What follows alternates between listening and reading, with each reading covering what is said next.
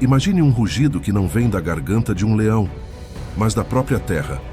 O chão treme, o ar vibra e o horizonte se desfaz em uma nuvem de poeira viva. Não é guerra, não é tempestade, é algo ainda mais antigo. É uma marcha ancestral, uma fuga desesperada da morte e uma corrida sagrada pela vida. Você está prestes a testemunhar a maior jornada do reino animal. Uma migração onde a sobrevivência depende de cada passo, de cada escolha, de cada respiração. Gnus que se lançam aos rios infestados de crocodilos. Zebras que atravessam quilômetros de território inimigo. Salmões que nadam contra a corrente até sangrar. E flamingos que transformam desertos em berçários sagrados. Todos respondendo ao mesmo chamado invisível. Todos dançando ao som de uma sinfonia escrita pela mão do Criador. Mas atenção, este não é um documentário comum. Esta é uma história real de coragem, estratégia, fé e sacrifício.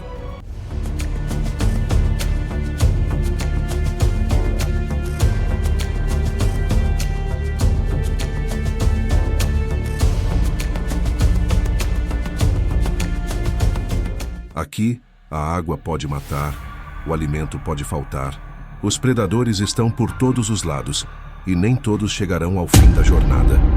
Alguns cairão no caminho, outros lutarão até o último suspiro, mas todos carregam dentro de si algo que não pode ser vencido, a certeza de que vale a pena continuar.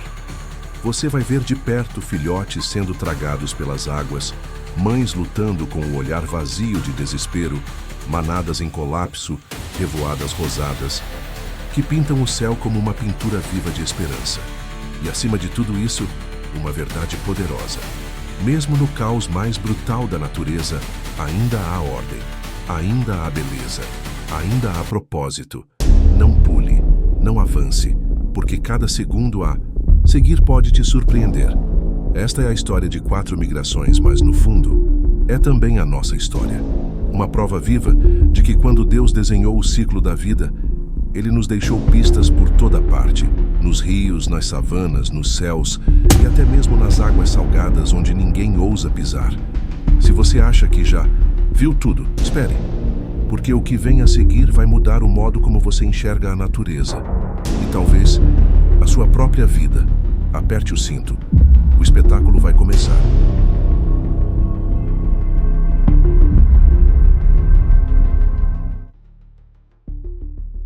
O céu da savana africana desperta com uma luz dourada que se estende sobre as planícies do Serengeti como um manto sagrado.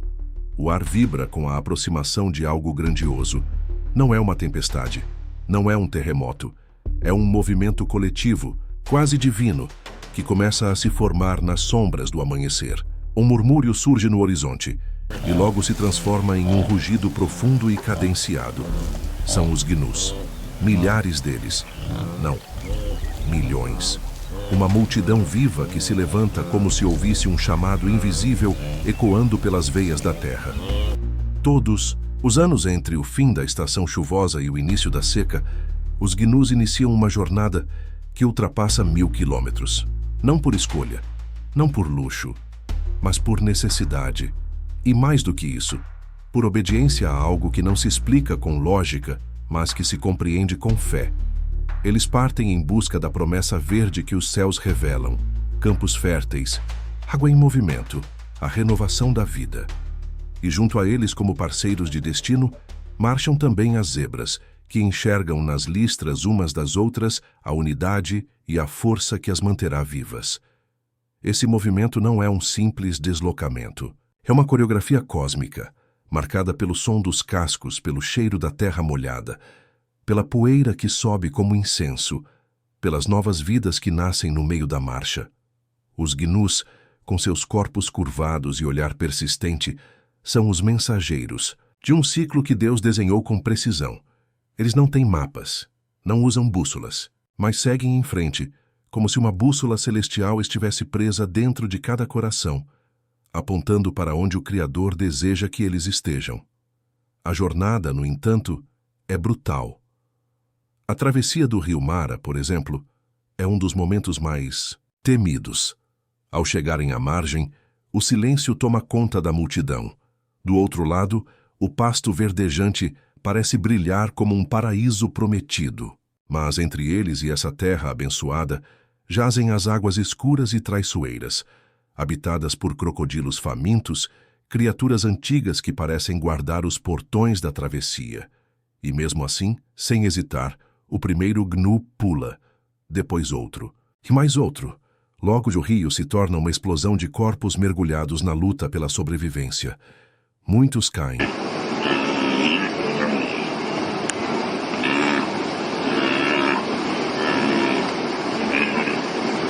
Muitos não chegam, mas os que sobrevivem continuam a caminhada, carregando a memória dos que ficaram, porque ali não há espaço para lamento, apenas para perseverança. A cada passo, os gnus afirmam que a vida é feita de movimento, que parar é morrer, e que viver é confiar mesmo diante do perigo. Tudo isso sob o olhar invisível de um Criador que sustenta cada criatura, que guia mesmo quando o caminho é torto, que dá direção mesmo no caos. E é assim, com coragem, fé e instinto, que o milagre da migração acontece. Um milagre que se repete há séculos resistindo ao tempo, à seca, aos predadores e à morte. Porque há algo maior guiando esses animais. Algo que não se vê, mas que se sente. Algo que só pode ter sido escrito pelas mãos de Deus. Aqueles que conseguiram atravessar o rio Mara encharcados, exaustos e feridos, pisam agora em um novo solo. É o território do Quênia, onde as pastagens aguardam como um oásis sonhado. As chuvas vieram antes deles, preparando o terreno como uma mãe prepara a mesa antes da chegada dos filhos. E os gnus comem. Comem com pressa, com fome, com vida, porque sabem que esse tempo de abundância é breve, e logo o ciclo recomeçará. Mas por ora o silêncio se instala. O mesmo silêncio que precedeu o início da jornada, agora recobre os campos como um manto de paz. É nesse instante de calmaria que percebemos o verdadeiro milagre. Não apenas na resistência desses animais, nem em sua capacidade de orientação, mas no propósito que existe por trás de tudo isso. Porque a migração dos gnus é mais do que um espetáculo natural. Ela é o motor que mantém a vida girando em todo o ecossistema. Por onde passam, fertilizam o solo com seus excrementos. Ao pisar o chão, suas patas revolvem a terra e favorecem o crescimento de novas plantas. Alimentam predadores, alimentam o solo, alimentam o mundo. Os leões e hienas, que os seguem à distância, também fazem parte desse plano. Seus ataques não são aleatórios. Eles ajudam a manter o equilíbrio, eliminam os mais fracos, fortalecem os genes da espécie. Até os urubus que pairam nos céus esperando os restos da travessia cumprem um papel determinado na grande obra. Nada é em vão, nada é fora de lugar. Tudo faz parte da sinfonia da criação. E ao olharmos de longe, de cima, como se estivéssemos na perspectiva do próprio Criador, vemos uma massa escura serpenteando pelas planícies. Uma linha de vida que se move como um rio vivo sobre a terra. Dentro dela há medo, esperança, luta, nascimento, dor, mas, sobretudo, fé. Fé sem palavras. Fé sem consciência, mas fé expressa em movimento. Porque o gnu que se levanta, mesmo cansado para dar mais um passo, está obedecendo à ordem mais antiga do universo. Vá, siga, viva. O mais impressionante é que eles sempre voltam. No ano seguinte, assim que os primeiros sinais de chuva surgem ao sul, os gnus abandonam os campos quenianos e retornam ao ponto de partida. Atravessam os mesmos caminhos, os mesmos perigos, a mesma travessia mortal, como se o tempo fosse apenas um ciclo eterno de fé e renovação, como se o próprio Deus estivesse soprando em seus ouvidos. Ainda não acabou. Vá de novo, eu estou contigo. Para nós humanos essa jornada pode parecer impiedosa, mas aos olhos do céu ela é perfeita, porque revela em cada passo e em cada sacrifício a sabedoria da criação. Não há acaso, há direção. E essa direção aponta para o centro da vida. para a essência do que somos, criaturas feitas para seguir em frente, mesmo quando tudo diz que devemos parar. No fim da estação, quando os ventos mudam e a poeira da jornada assenta, os filhotes já cresceram. Os mais velhos estão ainda mais fortes, e uma nova geração nasce em meio aos pastos, pronta para repetir o ciclo. E assim, com humildade, os gnus ensinam algo que talvez só a natureza consiga nos mostrar com tanta clareza, que a força da vida está em continuar, que a vitória está no caminho, não no destino, e que toda essa dança silenciosa e poderosa é, na verdade, uma prece viva, uma prece que sobe aos céus como louvor à mão que tudo criou.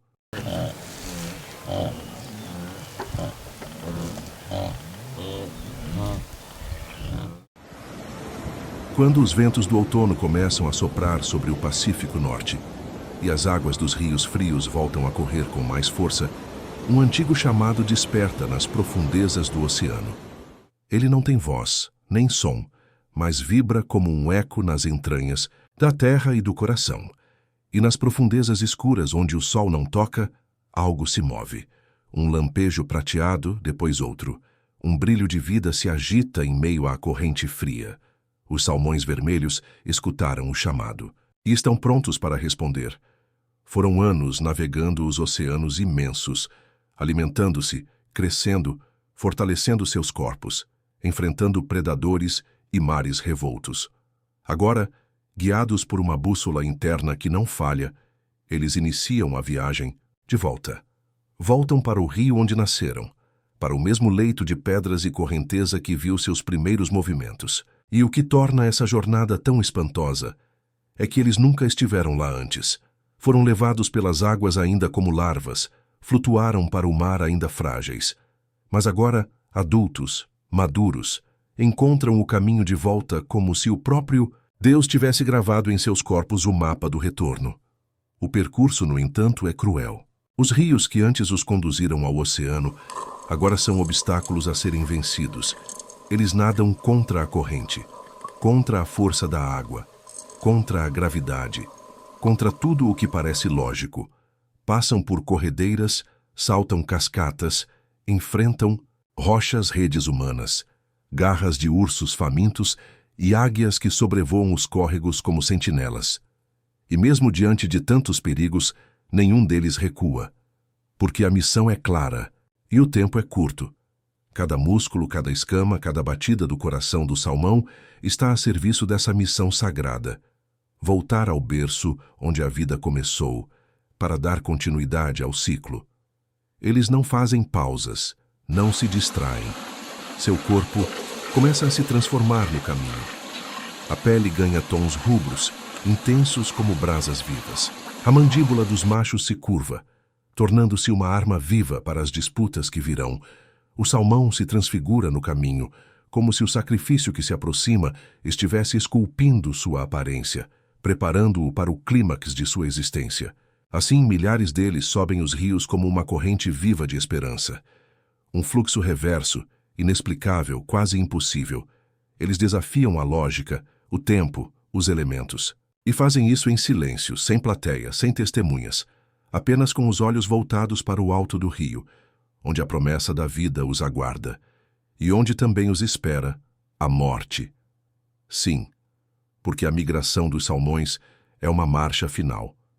Eles sobem o rio sabendo que não retornarão ao mar, mas mesmo assim seguem, porque compreendem de uma maneira que só pode ser divina, que há algo maior do que o próprio instinto de sobrevivência, algo mais nobre do que o desejo de viver.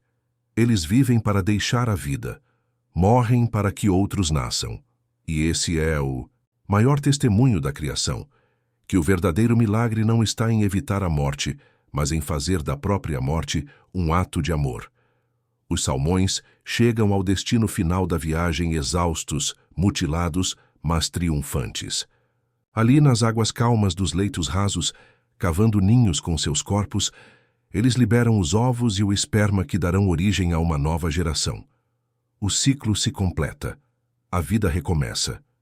E como folhas que caem após cumprir sua estação, os corpos dos salmões permanecem nas margens, alimentando a floresta, o solo, os pássaros, os ursos, os insetos. Eles se tornam parte da terra que um dia os viu nascer. E a floresta agradece. Os rios florescem. A vida continua. Tudo porque criaturas simples e silenciosas obedeceram ao chamado que Deus colocou dentro delas, sem resistência, sem medo, com fé.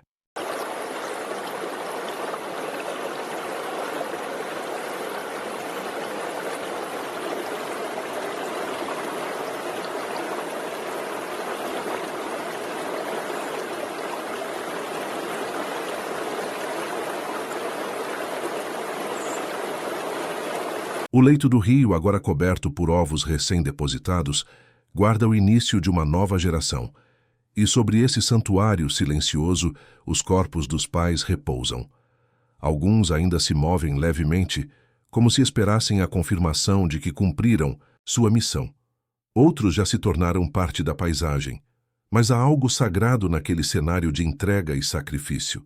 Porque ali, no fundo do rio, Deus deixou uma de suas maiores lições, a de que a vida não é um fim em si mesma, mas uma ponte que liga o começo ao recomeço, geração após geração. É fácil olhar para um salmão e vê-lo apenas como um peixe que nada contra a corrente. Mas quem observa com o coração entende que ele representa a essência da persistência. Ele é o símbolo de que a verdadeira força não está na conquista, mas na obediência. Obediência ao chamado que não se ouve com os ouvidos, mas que pulsa dentro do espírito. Obediência a um propósito que transcende o próprio corpo. O salmão, ainda que morra, vence, porque morre para gerar vida. E essa é a assinatura de Deus nas águas geladas do norte. A floresta ao redor também reconhece esse ciclo. As águias esperam no alto das árvores, não como inimigas, mas como parte do plano. Os ursos, muitas vezes vistos como predadores impiedosos, tornam-se instrumentos de redistribuição da vida. Ao capturarem os salmões e os levarem para a mata, deixam restos que fertilizam a terra.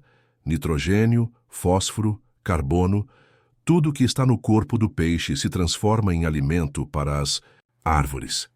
E as árvores crescem mais verdes, mais altas, mais cheias de vida. É como se a floresta respirasse o sacrifício dos salmões, como se cada folha nova fosse um tributo à jornada deles. O homem moderno, muitas vezes apressado e desconectado da natureza, raramente percebe a profundidade dessa dança invisível, mas ela está lá, repetindo-se ano após ano como um salmo silencioso entoado pelas águas. Os primeiros filhotes nascem após algumas semanas, pequenos, frágeis, quase imperceptíveis, mas já carregam dentro de si o mesmo chamado. Crescerão, ali escondidos entre as pedras, até que a correnteza os leve ao mar. Passarão anos vagando pelas águas salgadas, conhecendo o vasto desconhecido. Mas um dia, quando chegar o momento, algo dentro deles despertará, e eles voltarão. É esse retorno que garante a eternidade do ciclo. Nenhum salmão volta por acaso. Todos respondem a um convite que vem de dentro e de cima. E se isso não for um milagre, o que seria? Cada nado contra a correnteza, cada salto por sobre as pedras, cada centímetro vencido em águas violentas, tudo aponta para uma verdade, a de que a vida não é feita para ser fácil. É feita para ter sentido, e o sentido está em seguir o caminho que Deus desenhou, mesmo quando ele parece impossível. A natureza não grita, mas ensina, e os salmões são mestres do silêncio que transforma. Seu exemplo ecoa em nossas almas, mesmo que não mergulhemos em rios gelados. Quantas vezes também nós somos chamados a nadar contra as correntes do mundo? Quantas vezes sentimos que o esforço é em vão, que não vamos conseguir? E mesmo assim, se confiamos, se seguimos, descobrimos que há um propósito escondido em cada obstáculo. Ao final da jornada, os salmões desaparecem, mas sua ausência é apenas aparente, porque eles permanecem na terra que fertilizaram, nas árvores que ajudaram a crescer, nos filhotes que deixaram para trás. Eles permanecem, porque fizeram exatamente o que foram chamados a fazer, e isso é tudo o que importa.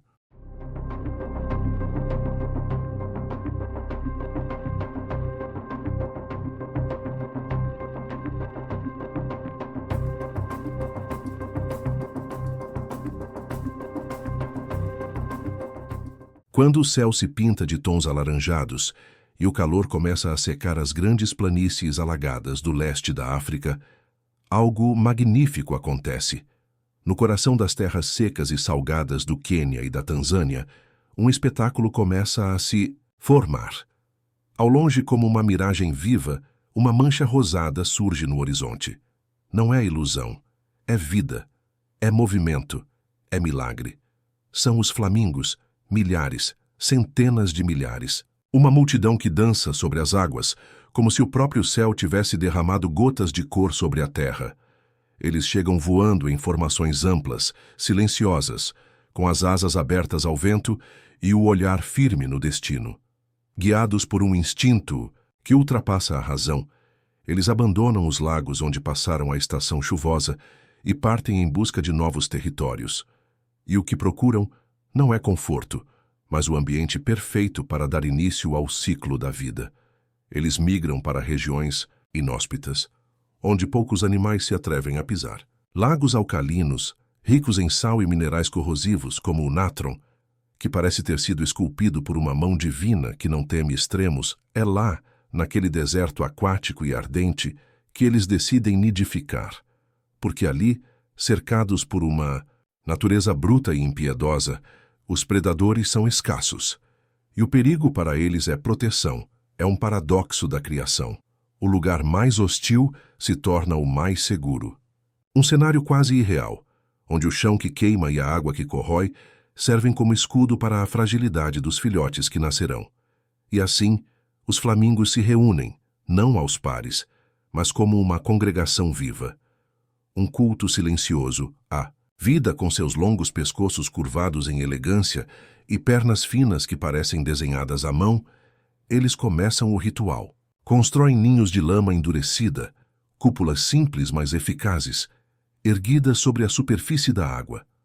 Ali, cada fêmea deposita um único ovo, branco como um sinal de esperança, em meio à vastidão vermelha do lago.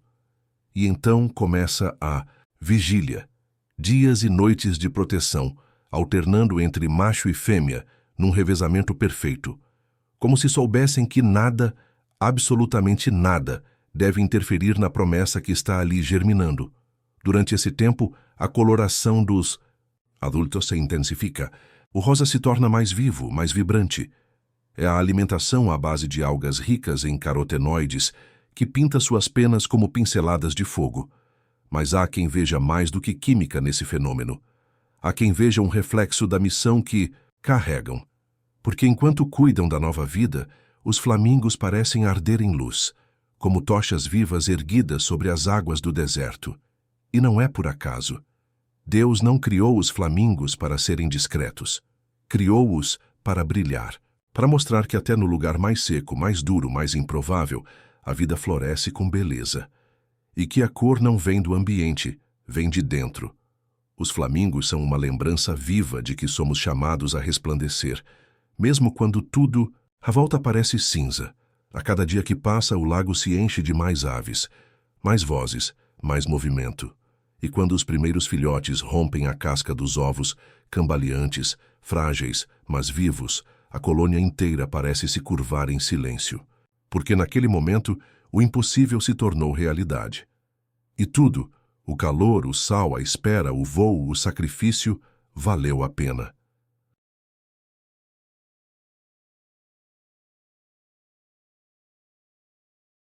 Os primeiros dias de vida dos filhotes são silenciosos e frágeis.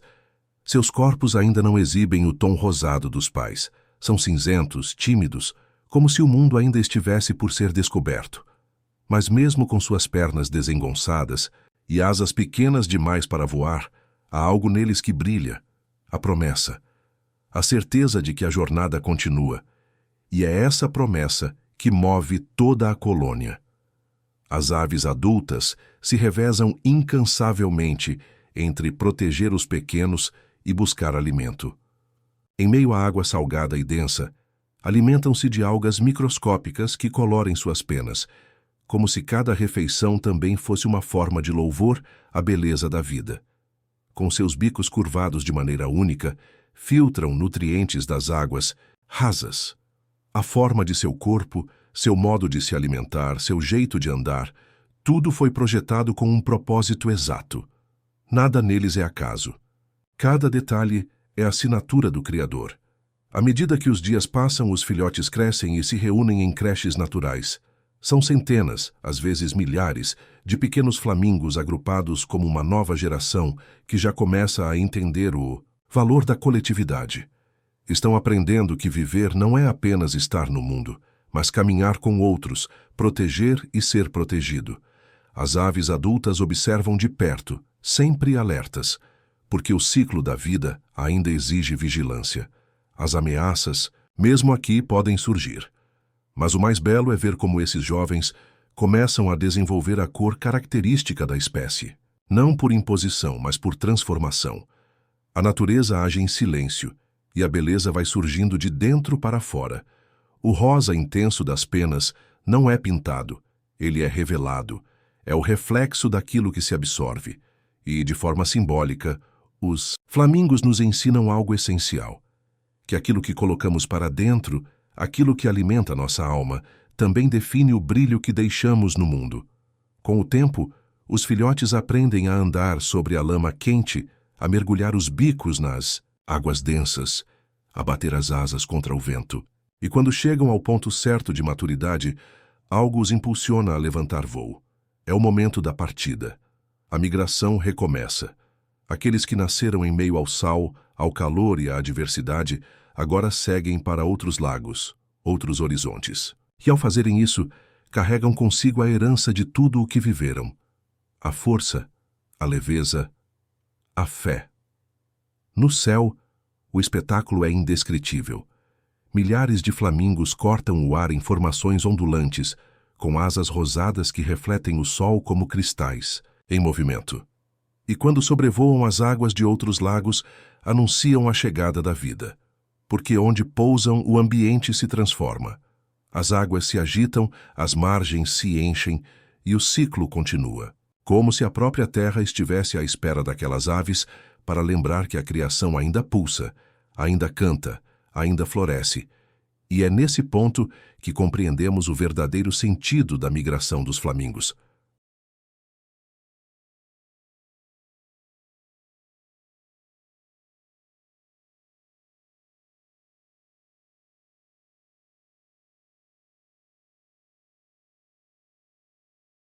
Ela não é apenas uma resposta biológica à seca ou à escassez. Ela é um testemunho vivo de fé. Fé de que o deserto pode gerar vida. Fé de que a beleza nasce do sacrifício.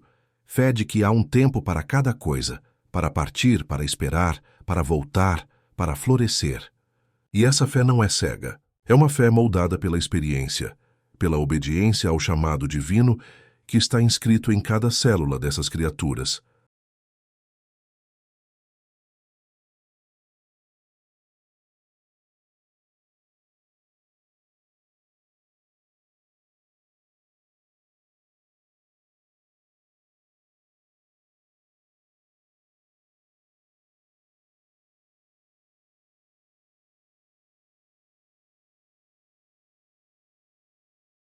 A natureza, através dos flamingos, mais uma vez nos ensina.